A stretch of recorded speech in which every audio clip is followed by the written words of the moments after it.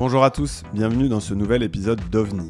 Cette semaine, nous vous faisons découvrir en exclusivité 5 conférences qui se sont déroulées dans le cadre de l'événement Zero to One à Nantes les 28 et 29 janvier 2026. Grâce aux organisateurs, notamment H7 et Ici Lundi, nous avons la possibilité de vous faire découvrir des parcours inspirants de fondateurs, de fondatrices, de C-level, de corporate, d'entrepreneurs, bref, tous ceux qui ont effectué ce passage de 0 à 1. Bonjour à tous, je suis Kitri Bourru-Lacouture, je suis directrice générale d'Ici Lundi et aujourd'hui j'ai l'honneur de commencer cette première conf et un peu la pression de passer après Constance Débula évidemment. Mais j'ai aussi le grand honneur d'interviewer Aude Viau, fondatrice de Smala, ex Il était plusieurs fois. Aude, on va faire un petit tour sur ton parcours. Tu me dis si je me trompe, mais tu es diplômée d'une école de commerce. Tu as posé tes valises à Nantes, tu as fait un passage chez Kellogg's à Paris et tu as posé tes valises à Nantes en 2016 avec ton mari et tes 2 enfants. Je parle des 2 enfants parce que c'est une importance dans ce qui va suivre. Il y en a d'autres après. Oui, c'est bon. Donc c'est à ce moment-là, en 2016, que Aude, tu rejoins Marie Longvilliers, qui avait alors l'idée de Il était plusieurs fois, plateforme de vente et d'achat de vêtements de seconde main pour enfants. Et à l'époque, Il était plusieurs fois n'en était qu'à ses balbutiements. Donc cette époque aussi haute que moi je te rencontre, que tu commences à exploiter notre amitié naissante en me demandant de repasser des vêtements pour toi alors que j'étais en congé mat et qu'elle revendra évidemment par la suite très cher. À cette époque, Il était plusieurs fois, parce que du coup j'y étais, c'était 20 mètres carrés, 5 mètres de rack de vêtements et une centaine de vêtements en gros stockés quoi. Et à l'époque, les collectes se faisaient directement par Aude et Marie chez les gens. Depuis, Smala, vous allez comprendre pourquoi, je connais pas la taille de l'entrepôt, mais je sais que c'est 5 kilomètres de rack, c'est plus de 150 000 articles et c'est 50 salariés. Donc il y a eu pas mal de Zero to One, je crois, chez Smala. Donc aujourd'hui avec Aude, on va parler surtout de pragmatisme, de conviction, de mise en action, parce que c'est vraiment ce qui définit Aude, je crois, aujourd'hui. Et le tout teinté d'un leadership féminin, pour le coup, assez épatant. Et je dis pas ça parce que c'est une amie, mais j'en suis assez convaincue. Aude, du coup, chez Smala, il y a eu à peu près 1000 Zero to One. Mais j'aimerais qu'on vienne évidemment à la genèse, au premier Zero to One. Quand tu as rejoint Marie en 2016, est-ce que tu avais une conviction, à la fois sur le marché de la seconde main, et en même temps sur toi, en tant que mère, peut-être déjà avec un début de charge mentale? Alors oui, en 2016, déjà, en fait, on ne parlait pas de seconde main. On parlait pas de seconde main, on parlait pas trop d'écologie. Quand je rencontre Marie, en fait, c'est plus un constat, un pragmatisme, tu l'as dit, mais de se dire: «Mais en fait, il y a des tonnes de vêtements impeccables». Pour vous dire, un enfant, sa première année, il consomme, entre guillemets, 100 vêtements. Donc là, je me dis: «En fait, il y a tous ces vêtements impeccables, qui traînent dans les armoires, dans les placards, dans les caves». Mais c'est étrange, il y a un truc qui me donne pas envie de les acheter, alors que ces vêtements, ils sont impeccables. Donc c'est là où, quand j'ai rencontré Marie, justement, en fait, je me suis dit: «Mais il faut, qu'on arrive à rendre désirable cette seconde main, ces vêtements». Parce qu'à ce moment-là, il y avait que les vides-greniers, il y avait des plateformes, Le Bon Coin, super plateforme par ailleurs, mais en tout cas, moi, en tant que jeune mère avec, des enfants, «tout neufs» entre guillemets, ça me donnait pas envie de les acheter.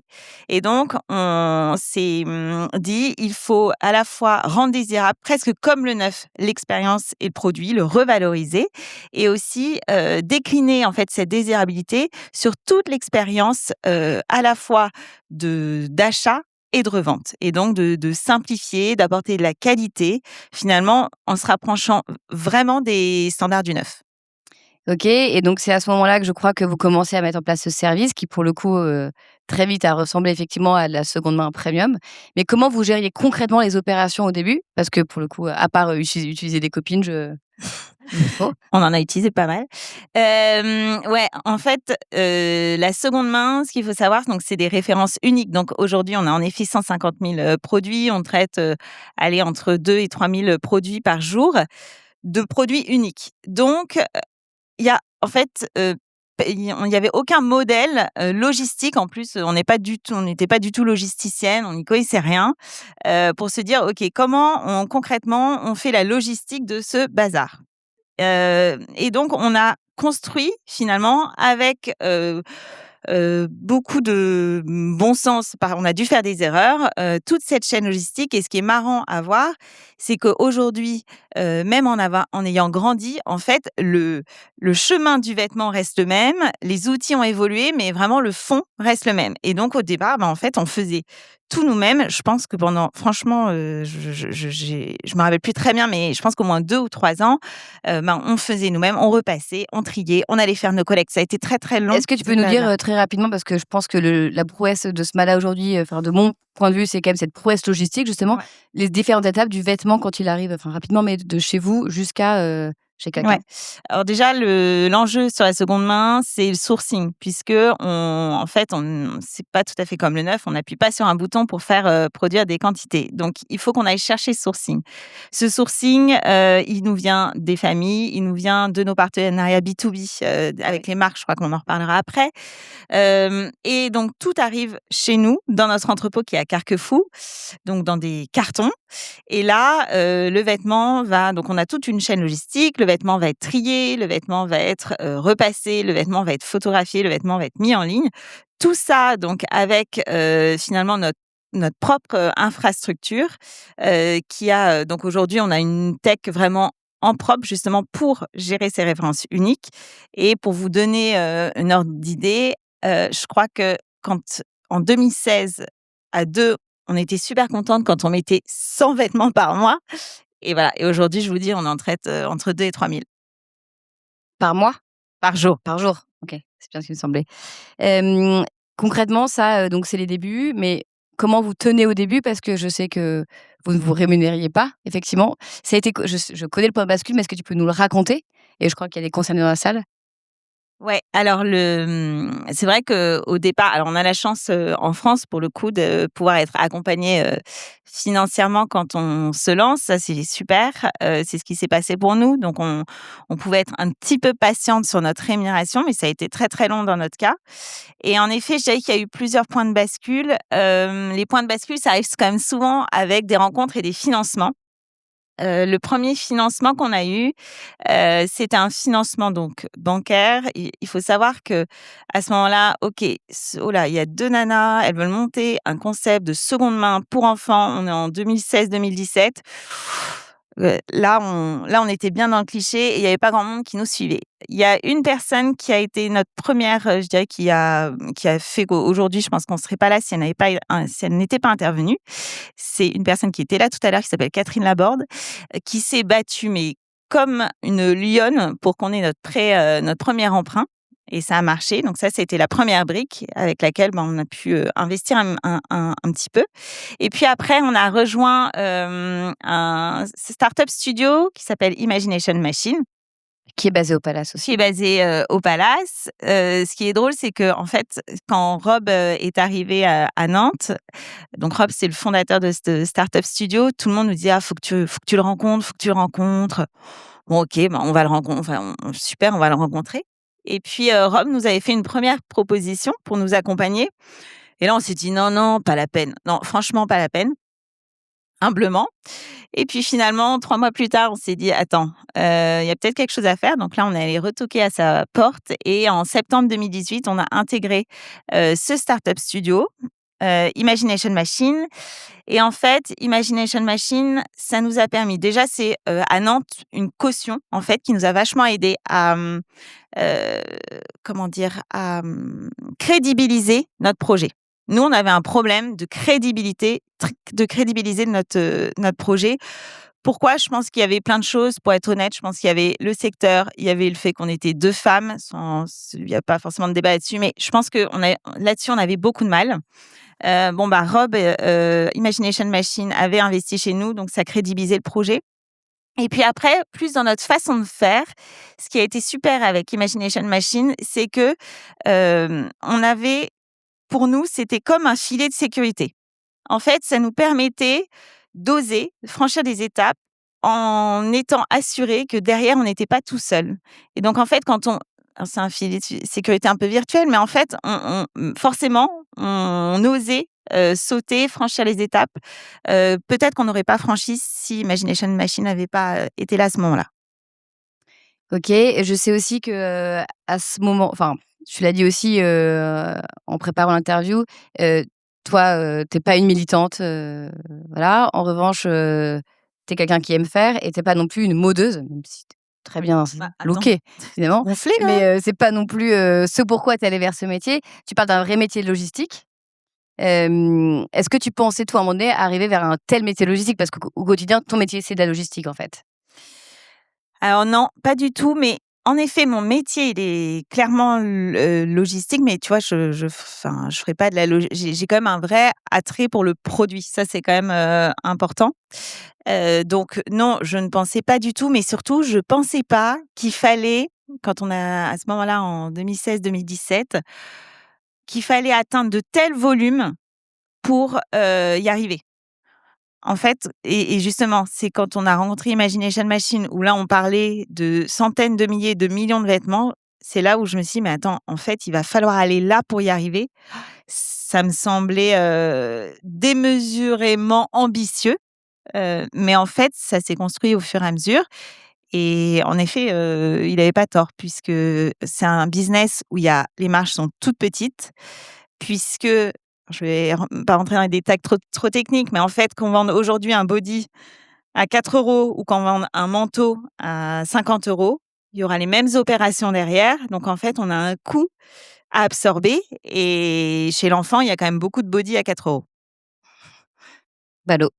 Je pense que ce qui, aussi a un succès, de Il était bien soi slash Smala, parce qu'on n'a pas encore parlé du changement de nom, c'est, le marketing ou en tout cas, c'est, la communauté que vous avez agrégée.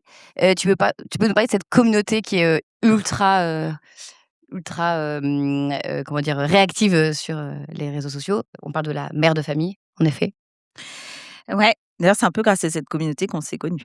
En fait, ce qui était génial dans notre cas, c'est que la communauté, nous, qu'on vise, ce sont les, mamans, les mères de famille et les mamans, il y a une chose aussi qu'elles aiment, c'est, communiquer sur les réseaux sociaux.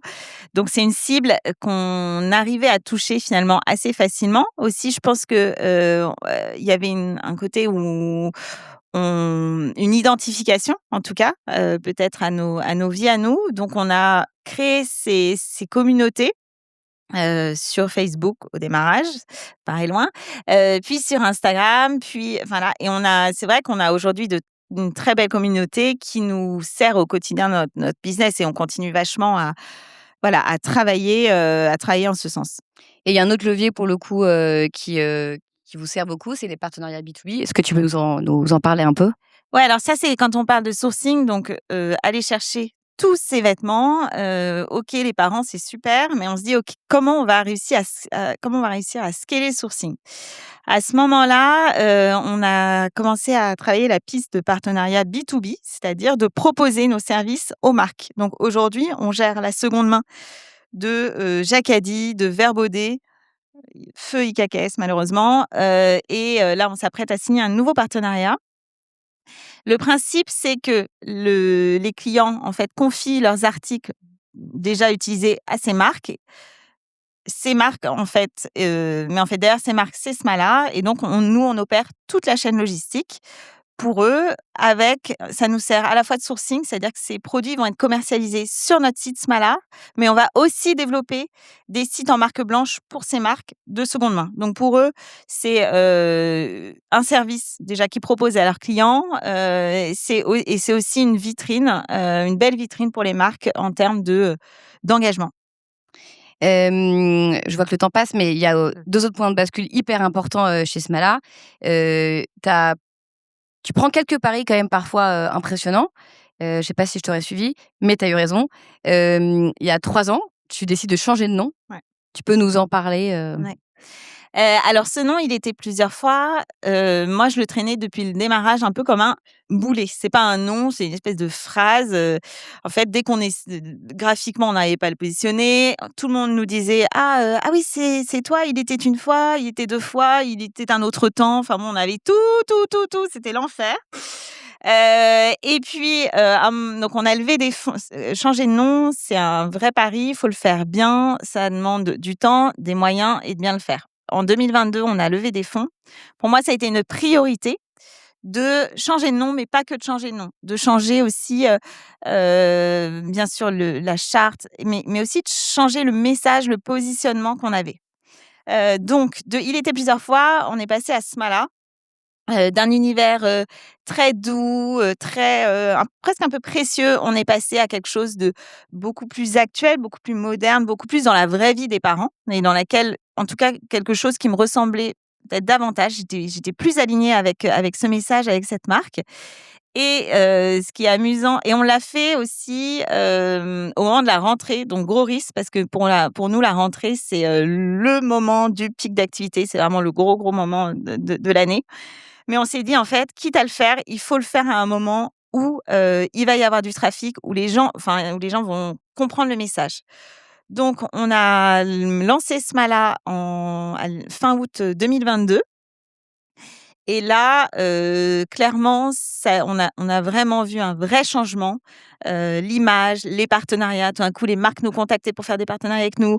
Les influenceuses ont ramé pour les avoir. Du jour au lendemain, elles venaient vers nous. Enfin, en fait, ça a ouvert vachement de portes et les clients ont plutôt très bien suivi aussi ce changement. Donc voilà, pour moi, ça a été un vrai pari, mais plutôt un pari réussi. C'est marrant parce que je trouve que ça suit aussi la tendance des réseaux sociaux à dire que tout était parfait. On commence à se dire maintenant que tout est affreux. Bon, je sais pas si c'est mieux, mais au final, c'est intéressant. C'est bien si ça te sert. Et c'est peut-être le moment de te poser la question. Toi, en 2022, eh ben, tu as eu ton 4e enfant. 3e 2022. Bah non. 4e 2022, mais oui. Oh, c'est l'anniversaire de la 3e aujourd'hui en plus. Je suis désolée. Elle me gêne. Oh là Elle me là. gêne. Je suis désolée. Et c'est mieux que moi. Ah Voilà. ouais, mais bon, on les aime quand même. Hein. J'allais lui demander comment tu gères autant d'enfants et une carrière incroyable. Mal. Et bah, on a la réponse. Je suis pas sûre qu'elle gère tant que ça finalement. Enfin. Donc dis-nous comment tu gères en vrai, même si je connais la réponse. Tu vois, à l'image d'aujourd'hui, c'est un enfer. Donc c'est l'anniversaire de ma 3e fille. Qui n'est pas née en 2022. Ouais, je vous dirai pas cette date. En tout cas, je sais qu'elle a 7 ans aujourd'hui, donc on peut faire le calcul. Et en fait, c'est en effet je vais pas dire que ce soit lisse parce qu'en fait, typiquement, là, ce matin, j'étais là. Bref, aujourd'hui, on fait un gros shooting pour Smala, pareil. Donc, en fait, je suis pas du tout présente aujourd'hui. Donc, on a organisé le truc hier soir. Ce matin, on a dû lever tout le monde pour faire un joyeux anniversaire à 8h du mat. Donc, c'est pas lisse du tout. C'est vraiment pas parfait. Moi, j'étais pas prête à faire la concession de mes enfants pour ma carrière, ni le contraire. Donc, clairement, je dirais, c'est un joyeux. Tout s'entremêle beaucoup. C'est un projet aussi qui est familial et ça, je trouve ça super sympa. Je vais pas vous mentir, ce qui est vraiment dur pour moi, c'est de ne jamais déconnecter. C'est-à-dire que je suis en vacances, je suis le week-end, je suis le soir, je suis avec mes enfants, mais j'ai du mal à être pleinement aussi avec mes enfants. Ça, c'est vraiment pour moi très difficile. C'est un peu le truc qui pèse au quotidien. Mais je dois dire qu'aussi, avoir ces 4 enfants autour de toi quand tu fais ce métier-là, ça te pousse à être plus efficace. Ça te mine de rien, c'est aussi une source d'inspiration dans mon métier. Et voilà, mais je vais pas vous dire que c'est lisse. J'ai aucun bon conseil à vous donner parce que là-dessus, je vis tout très mal. Mais globalement, on est heureux. Et elle a un mari, pour le coup, très présent. Je pense qu'on peut lui rendre hommage. Tu diras qu'on lui a rendu hommage. Voilà. Dernier point hyper important, tu as lancé pour le coup, tu as vraiment joué là, récemment. Alors, de mon point de vue, et encore une fois, tu as réussi. Avec un peu d'argent quand même. Avec un peu d'argent quand même. Tu t'es dit, tiens, faisons du neuf. Moi qui, depuis 10 ans, prône la seconde main. Enfin, moi, je me mets à ta place. Tu peux nous expliquer à quel moment, pourquoi ça t'est venu et qu'est-ce que ça crée en fait chez tes clients? Alors, je me suis pas dit, tiens, faisons du neuf. Hein. Je me suis dit, en fait, en fait, sur la seconde main, on n'est pas tout à fait maître de notre sourcing et il y a des produits qu'on n'arrive pas à avoir. Je prends toujours cet exemple, mais globalement, les pantalons, garçons notamment, en 5 ans, ça, c'est très difficile à trouver en seconde main. Les pyjamas, c'est pareil. Ok, on est dans le cliché, mais je vous assure, je suis aux premières loges, je le vois. J'aimerais vous dire que non, mais je vous assure que oui. Donc, à partir de ce moment-là, on se dit quoi ? Ça n'existe pas en seconde main. J'ai essayé d'aller trouver des stocks. En fait, globalement, ça n'existe pas. Donc, qu'est-ce que je fais? Je fais venir des gens sur mon site qui ne trouvent pas. Ils vont de toute façon aller les acheter ailleurs, ces pantalons. Par contre, j'ai peut-être quelque chose à faire pour leur offrir un pantalon qui soit durable, qui soit mixte, qui soit assez intemporel, qui soit de qualité, qui soit abordable. Et c'est plutôt ça que j'ai vu. Donc, en effet, on a lancé la marque Smala Collection avec nos propres vêtements au printemps dernier. Ça a été plutôt bien accueilli. Je pense qu'on a été très transparent et très honnête sur la façon dont on a communiqué les choses. On a expliqué exactement ce que je viens de vous dire. Et en fait, dans le quotidien des parents, ils voient bien que les pantalons en 5 ans, c'est difficile à trouver en seconde main. Donc, nos clients ont plutôt vraiment adhéré à ce projet-là. Et d'un côté aussi plus marketing, c'est quelque chose qui fait vivre ma marque Smala. On a une communauté, on a une ADN assez forte et donc ça développe aussi cette marque et voilà et ça simplifie. L'idée, c'était de simplifier aussi la vie des parents et de se dire sur un seul et même site, on va trouver de la seconde main et si je ne trouve pas en seconde main, je peux l'acheter quand même sans aller ailleurs, faire 36 points. Et quels sont tes volumes, je sais pas si tu as la réponse d'ailleurs, de vêtements vendus de première facture versus seconde main en moyenne, quoi? Aujourd'hui, la marque, elle représente 15% des volumes et la seconde main 85% encore. Donc on est quand même un business de seconde main. Mais vous êtes souvent out of stock. Mais on est souvent out of stock. La prochaine collection sort la semaine prochaine. Précipitez-vous. Et question, comment toi, ton équipe a justement vécu ce changement de nom? Est-ce que c'est un truc, changement de pardon, pas changement de nom, mais cette nouvelle, Ouais, au départ, ils m'ont vraiment pris pour une folle dingue, mais vraiment. Et puis, voilà, j'ai fait pas mal de pédagogie et aujourd'hui, franchement, ils sont assez convaincus que c'était, un bon choix stratégique. OK, et j'ai 2 questions pour la fin. Si tu regardes dans le rétroviseur, là, tu te dis quoi sur ces 10 dernières années? C'était cool? C'était horrible? C'était génial? C'était tout ça à la fois, peut-être? Ouais, je regarde pas trop dans le rétroviseur. Je dirais que c'est des années en effet, hyper intenses, hyper enrichissantes. Enfin voilà, c'est des années où on construit beaucoup sa famille, sa vie pro. De mon côté, j'ai l'impression en effet d'une espèce de fourmilière, mais vraiment aujourd'hui, j'en retire quelque chose de très enrichissant. Aujourd'hui, tous les jours, même si, il y a des moments difficiles, mais en fait, je me dis: «Mais qu'est-ce que j'aime mon taf!» Même si, c'est pas gagné, mais en fait, je fais le mieux que je peux et je suis hyper contente de ce que je fais. Et c'est une excellente transition pour ma dernière question parce que je guette la réponse. Tu fais beaucoup. Quel serait, pour toi le meilleur conseil à donner à un entrepreneur aujourd'hui là qui se lance ou même un entrepreneur, peut-être déjà lancé depuis quelque temps? Oui, alors moi j'aime faire, c'est vrai que j'aime faire, je m'épanouis en faisant, en créant de moi-même. Je dirais donc c'est continuer, en effet, continuer à faire. C'est souvent, en tout cas chez Smala, quand il y a un nouveau projet, c'est plutôt moi qui le démarre et qui le fait et je dirais, j'ai un peu réfléchi à la question hier, et je me disais: «Mais en fait», je me suis aperçue que dans la vie, moi j'ai une peur de pas mal de choses, mais il y a 2 choses qui me font profondément peur, c'est les regrets et la mort. C'est vrai. Et donc en fait, je me dis, quand, j'ai une idée, je me dis: «En fait, si je le fais pas, je vais regretter et si je le fais, au pire, je vais pas mourir. Donc on avance». Et effectivement, tu m'as dit un truc très sensé, pendant l'interview. C'est peut-être pas terminé là-dessus, mais tu m'as dit: «Tant qu'on n'est pas mort, on est vivant» ou «Tant qu'on est vivant, on n'est pas mort». A priori, c'est à peu près la même chose et je me suis dit que c'était complètement vrai et c'était vraiment très profond. Merci pour ça, Aude. Mais Petit côté en philosophe. fait, je rigole, mais je vois extrêmement bien ce que tu veux dire et je pense que c'est très propre aussi à des tempéraments et sans doute très propre à quelqu'un qui, a une boîte de 50 personnes et en même temps a 4 enfants et une vie à mener. Merci infiniment, Aude, c'est toujours, très rigolo de t'avoir dans cette, Merci Guitry. posture-là. Merci à tous.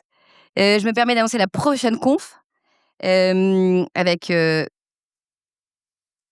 avec Simon Robic, parce que vous ne voyez pas écrit sur ma feuille, mais je le vois bien là-bas, et Quentin Franck, construire ou vendre, en finir avec le mythe du produit parfait. Merci à tous. Merci.